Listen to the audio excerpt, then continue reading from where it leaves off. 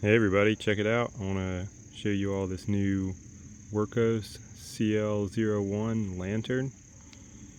Really cool little lantern. You all probably remember this. I still get comments on this lantern from time to time. It's still a great lantern. Like, don't just throw this one away because it's old. It's still a great lantern. Runs on a 21700. But so does this. A 21700 that you can actually take out. You can actually open this thing up, take the 21700 out, and swap it out. Look at that in there. Really nicely made, really cool little lantern. I love the fact that you can exchange the batteries. Usually when you're looking at a lantern like this, it's got an internal battery that it's just committed to the unit and you have to charge, with the little port or whatever, but they did a great job with this. Let's go over it. Starting with the bottom down here, you see that little ring right there. That's a really powerful magnet. It can hold it anywhere, horizontally, vertically, doesn't matter.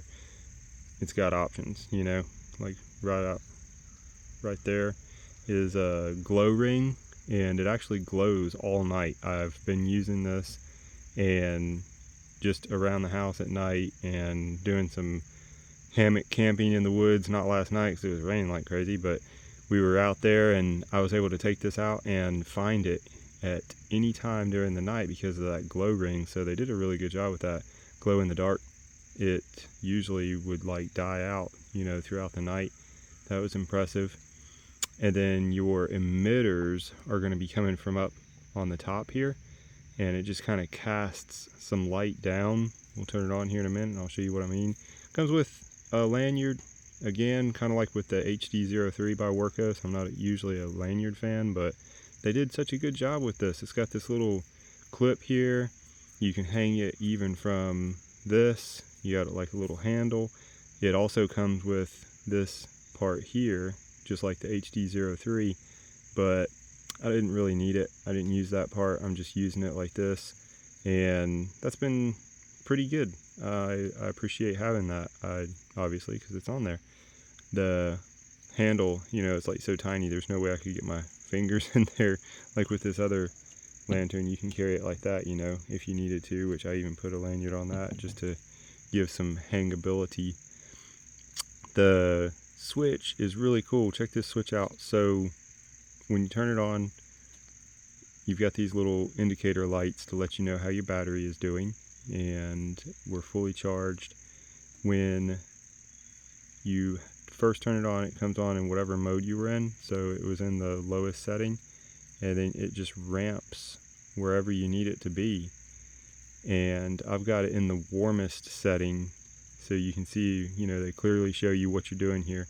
When you turn it down, it goes to the warm setting. You can turn it on up to the 6000K if that's your preference. My preference is definitely warm, so I leave it turned down there.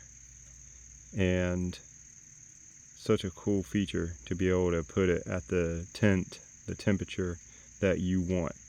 I really like that. This dial here also works for the RGB, the auxiliary lights, and I'll show you those in a minute.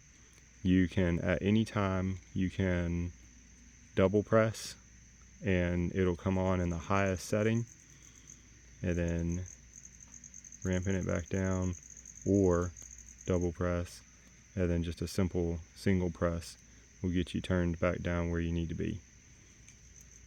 Really cool little feature. It feels like a kind of like a dial on a radio, like where you're tuning in the frequency on an old school radio, because it's not as loose as like a volume knob. It's more like the old school frequency tuner on a radio, where it's just a little bit, just a little bit stiff. It has a little bit of feel to it, The other thing that I want to show you all is a triple press will get you to the auxiliary lights, and I've been using it in red because I just prefer that at night.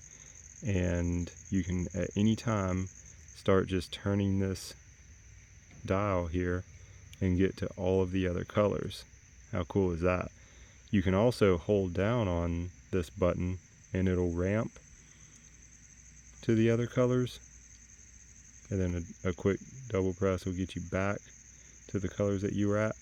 But you can easily miss a color by doing that, so I just like dialing it in so that way you can get right where you want to be, whatever you're going for, you can get there. And then at any time while you're in this auxiliary light mode, you can go ahead and do a double press and go into the flashy modes, and it's got all sorts of flashy modes. I'm going to go through some of them. There's one that is just really cool, and I'll show it to you. So you've got all these, you got the red and blue flashing back and forth. This is like a slow shifting through all of the colors. This is my favorite one. This one is just crazy. Again, it looks like a little motor is spinning the lights in there. Looks like it has some kind of mechanical movement, but it's just the lights. They're just spinning around, changing colors as they go. That one is cool. That's definitely my favorite. And then you have this where it's like a gradient shift spinning around. Just a fun little light. Definitely a fun light to have while you're out camping or just shutting things down at night, turning off all the main lights and getting your smaller lights out. We do that here at the house. We're big on that. Just getting bedtime going. It's fun to get your smaller lights out and call it a night, reading books with little lanterns and little flashlights. It's kind of our deal. And then back to the red and flashy mode. I'm going to go back to that one that I like the most, and I'm going to show you all how this works. So now I'm going to turn it off with a single press. So we're back to just the regular RGB mode, and then a single press again turns it off completely. So then from off you can go back into this, go back into RGB, auxiliary, and okay, so hold on, that was a single press again. From the auxiliary lights, a single press will get you back to memory mode of wherever you had the flashy lights from. That's what I was trying to show you. So a triple press and then another triple press will get you back to wherever you left it.